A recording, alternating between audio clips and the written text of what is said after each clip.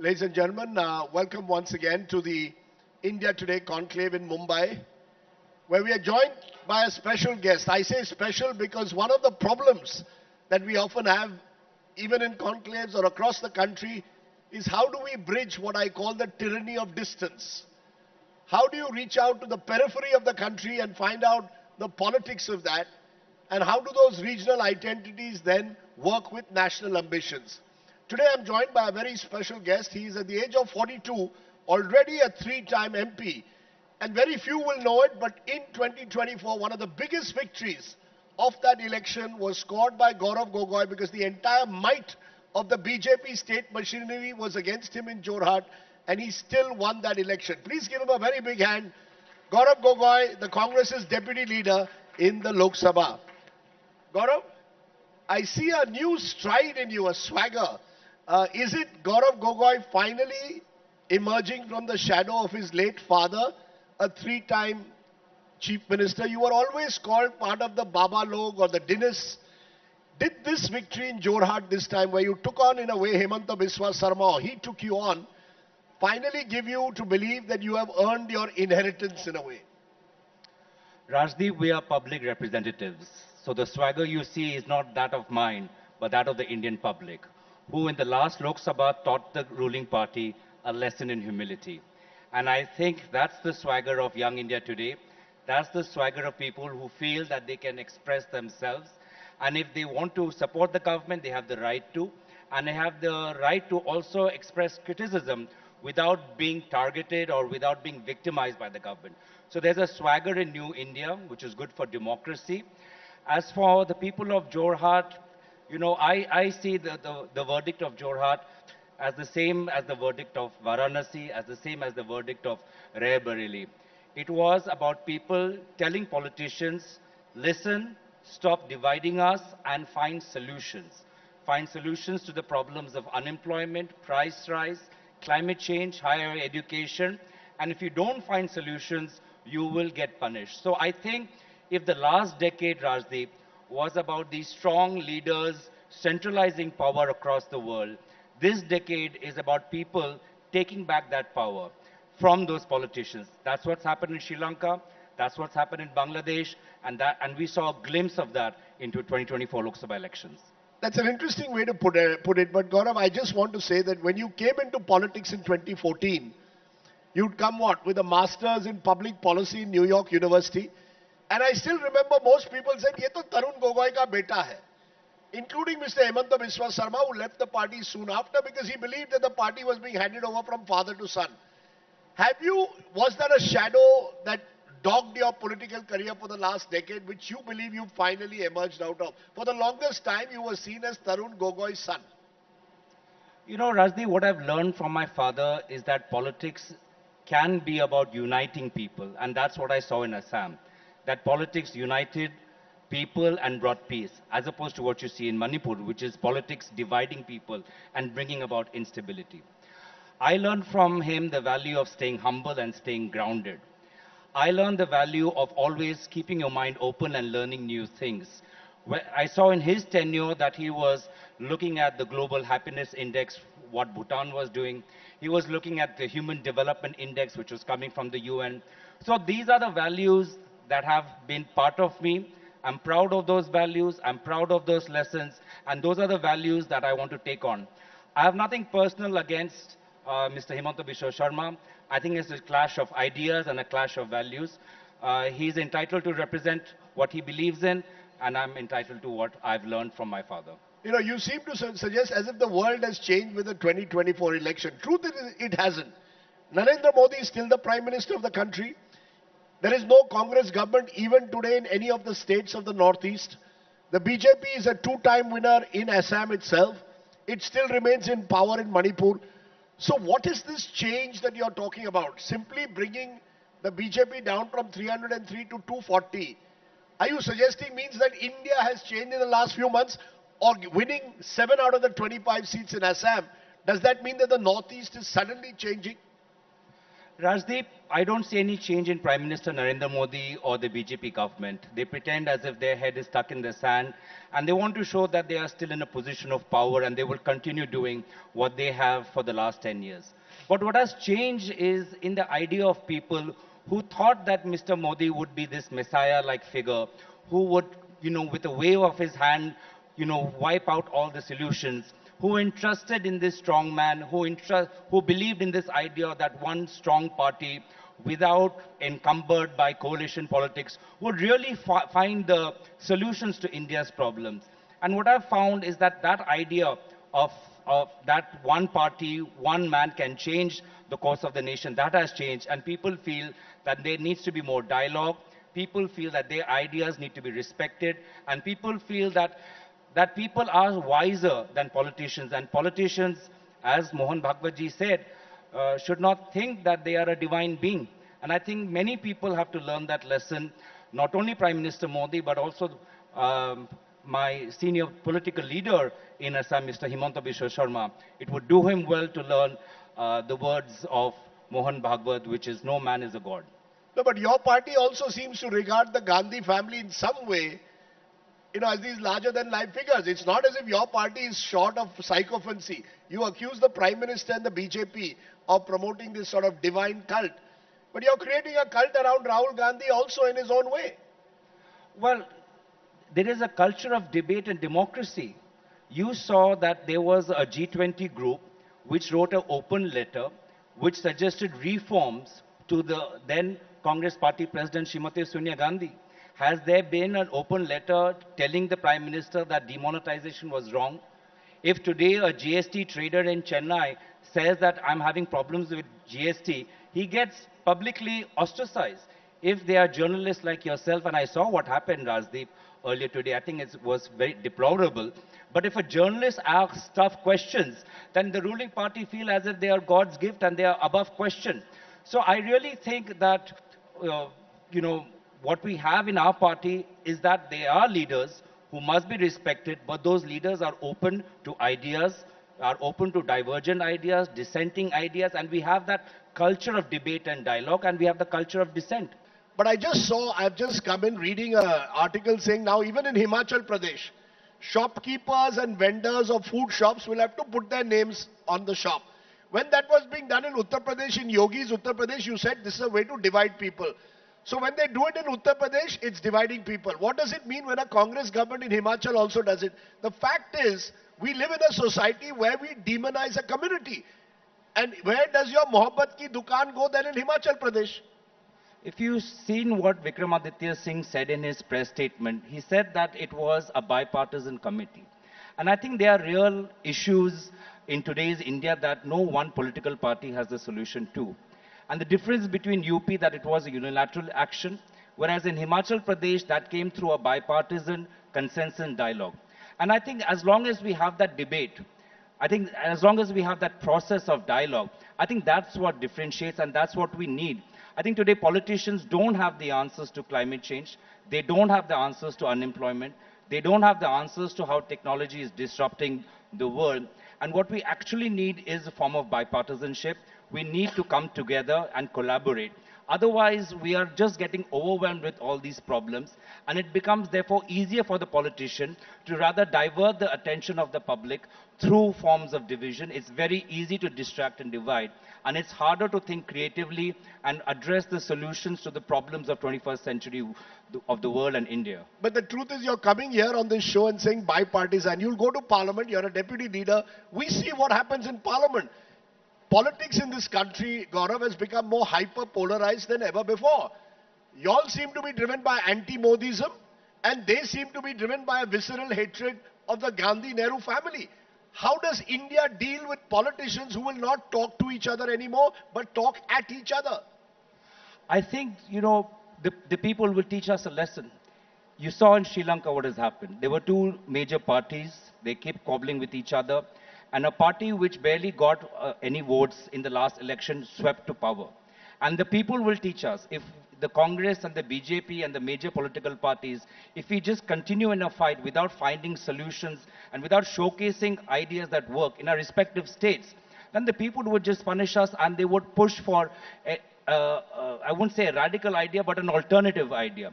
And it is for our own political survival that not to get bogged down in these fights and keep a pulse that today there is a young India and a younger India and an India that is what is in which the problem of unemployment, low skills, semi-skilled, anxiety, mental health issues, toxic masculinity, disruption by technology, all of these problems are increasing.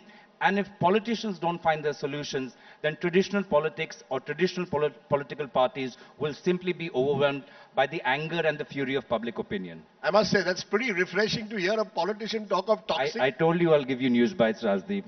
I owe it to India Today for bringing a politician on after a musician like that. So I thought, like, you know, I can't come up with some stale set of talking points. No, you see, music unites, sports unites, politics divides. That's the problem.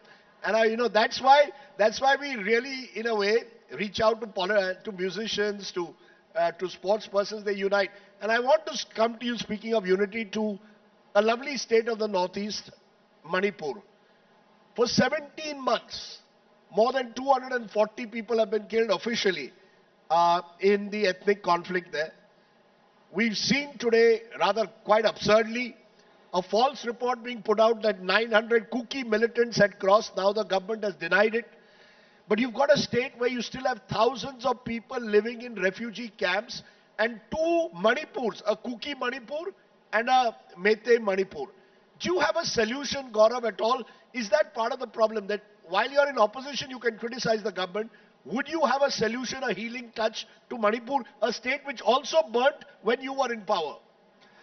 You know, in recent times and over the last few days, all of us have talked about that how Prime Minister Modi has gone to New York and is trying to broker a solution between Russia and Ukraine. He's talking to the US president, he's talking, the NSA is briefing the Vladimir Putin, he's talking to the Ukrainian president. Why is the Prime Minister not putting the same effort in speaking to the Meiteis and the Kukis and telling them to come together?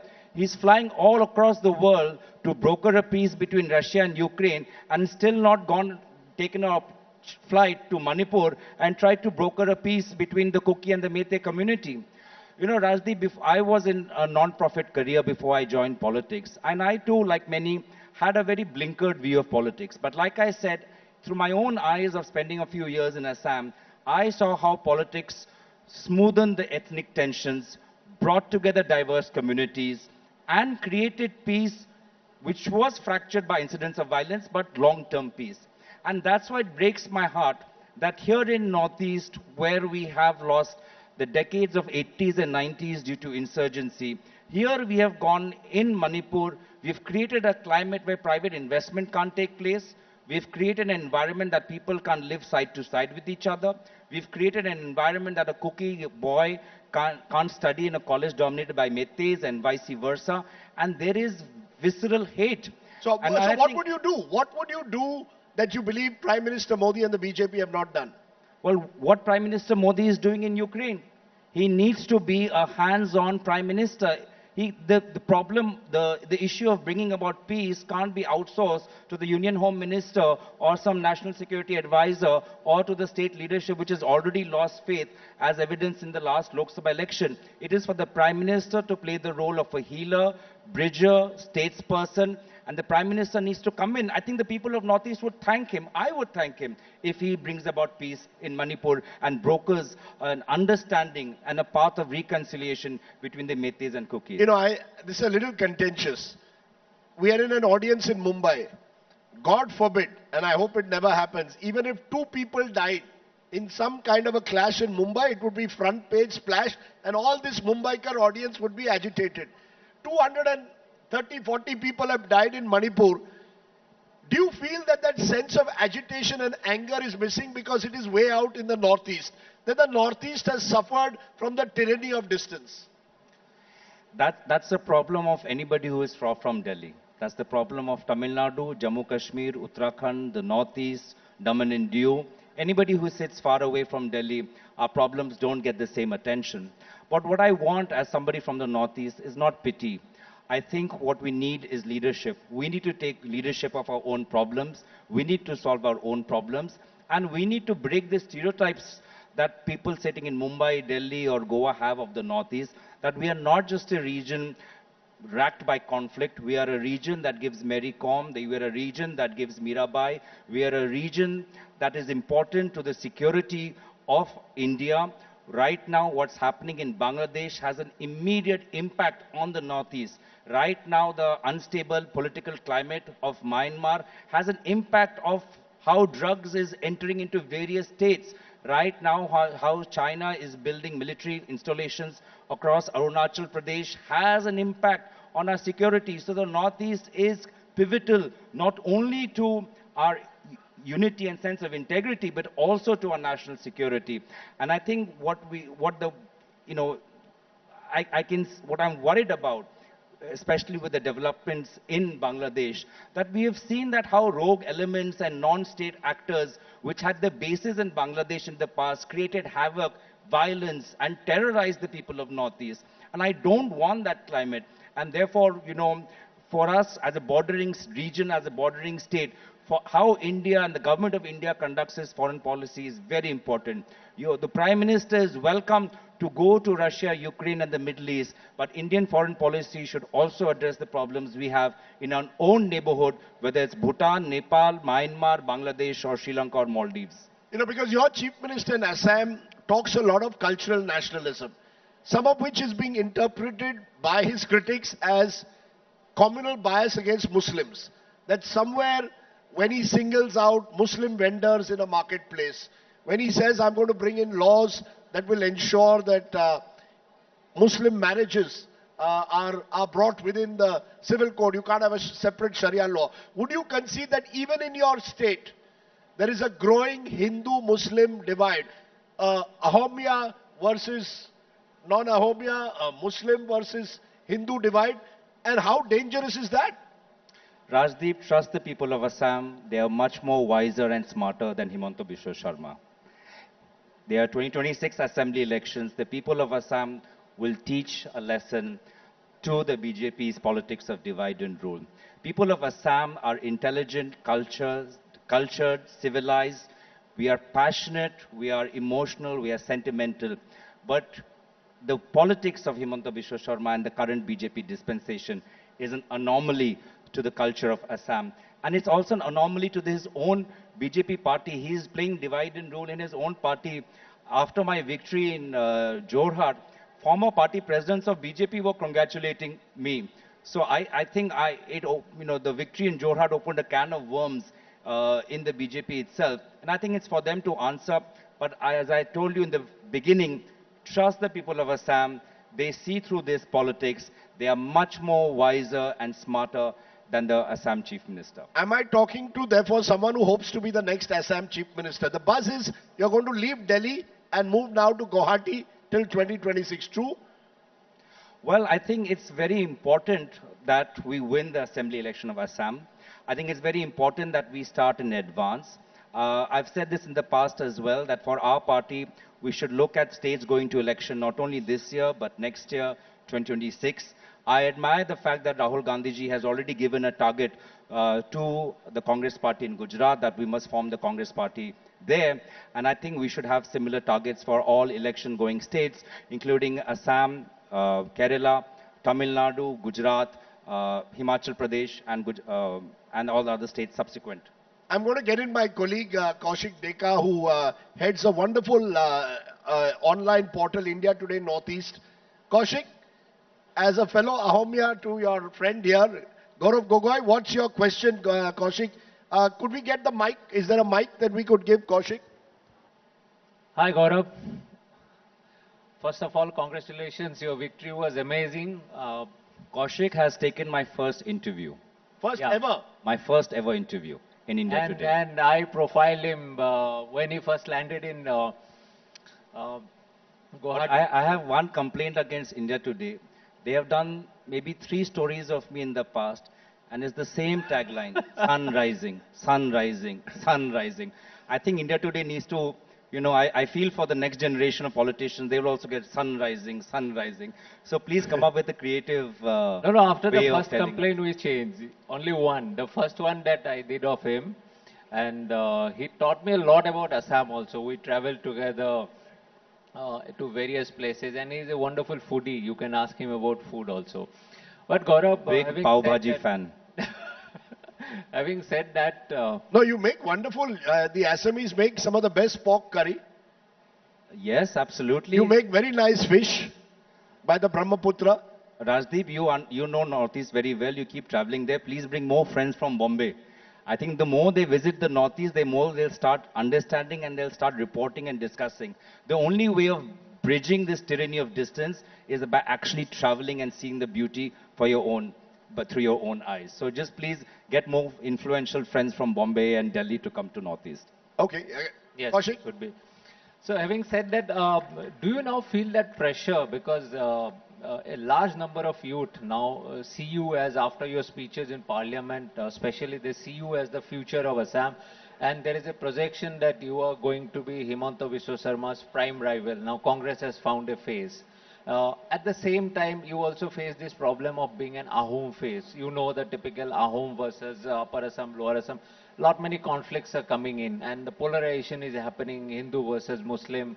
Congress is now being targeted as a Muslim party. So all these issues together, how do you like to project yourself to the people of Assam, particularly to the youngsters? Well, when I speak to young people, the number one issue is the quality of higher education. They feel that they're not getting enough money for scholarships. They feel that the infrastructure in today's universities is not up to the mark. And they feel that, whatever degree or skill that they're learning is not preparing them for industry. And I think that's, what I feel, is that any future Congress government, whether in Assam or in Delhi, how do we talk about higher education in a way that prepares them for the industry and the changes in industry?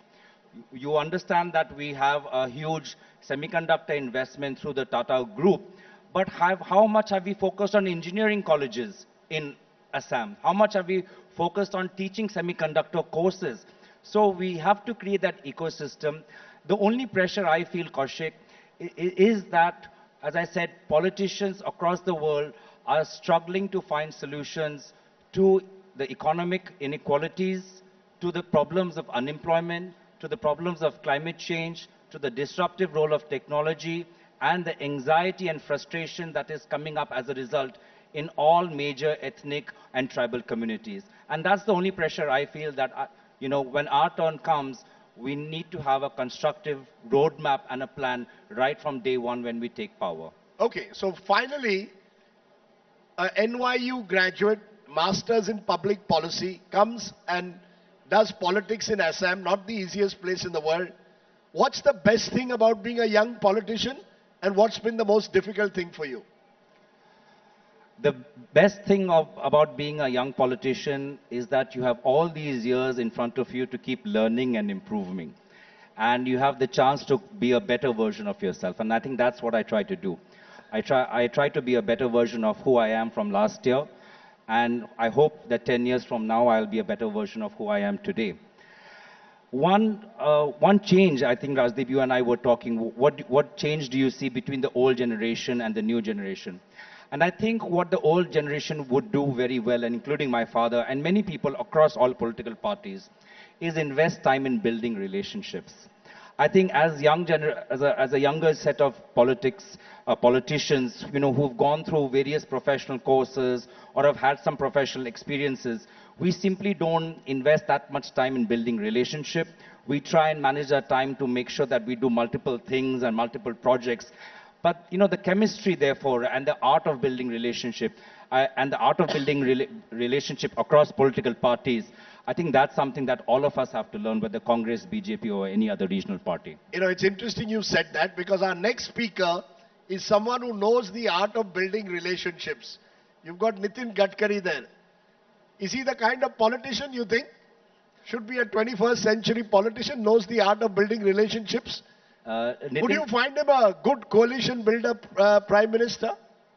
There are people in the BJP that I admire. I admire the way Nitin Gadkari ji addresses the issues about road transport and addresses the MPs inside Parliament. I admired the way the late Sushma Swaraj was a fierce, combative leader of opposition. And in private, I've learned a lot from their own experiences as well and their views. And I think that's what politicians today, we need to understand, that neither they have the answers nor we have the answers. The answers will only come if we talk to each other and we collaborate. And we just hope that we understand the importance of collaborating. Otherwise, as I said, we'll just get swept apart and a new alternative would come and get the support of the public. Gaurav Gogoi, for being a thoughtful young politician who just scored a huge victory in the Lok Sabha elections and spoke about a variety of issues, including toxic masculinity, which I don't know how many people have spoken about on a political platform at India Today. That's the agenda that I want to set in the Congress party in my state as well.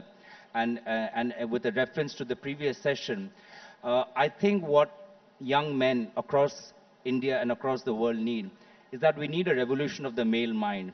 And like the way there was a feminist global movement which transformed the female idea of not only who she is, but also in her relationship with other people, that's what we need as males as well. We need a parallel revolution of masculinity, not only in terms of how we deal with women, but how we deal with our own anxieties and pressures and our own issues. And I think that's very much important, especially when you are in a political party which is so dominated by males. So as a first step, I hope you will give many more women tickets in the next election in Assam. Start with tickets. But I'm sure, Gaurav Gogoi, you've set a way forward. And I'm delighted, having known your late father, who used to smile more than you. The one thing about the older generation politicians, they always knew how to win you with a smile. So you've got to smile more. Yeah. And he was a wonderful man, Tarun Gogoi, always available with lots of food and smiles for anyone who wanted to discuss politics with him. Thank you very much, ladies and gentlemen. Thank you, Rajat. Thank you so much. Gaurav Gogoi.